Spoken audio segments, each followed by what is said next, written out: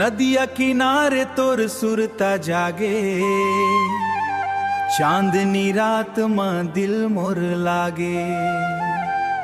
धीरे धीरे तोर नाव पुकारा, तोर बिना अब कैसे गुजारा। सुन मोर रानी तोर बर जान, तोर बिना सुना लागे जहान। ढोलक बाजे मंजीरा आबाजे, तोर संग मोर किस्मत जागे। गांव के रद्दा तोर संग जाबो, हंसत गावत जिंदगी बिताबो।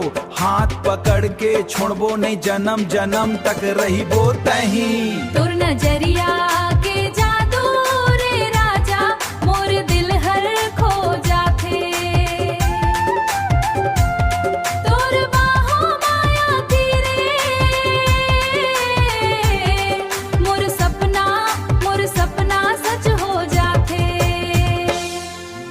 पायल बोले छन छन करके, मोर मन डोले तोर बर रे।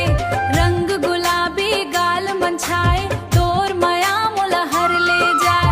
आजा राजा देर छन लागे सब बेअसर, तोर माया मन डूबे मोर प्राण। तोर संग लिखबो नहीं कहानी जान। तोर मुस्कान मोर पहचान, तोर माया मोर अभिमान।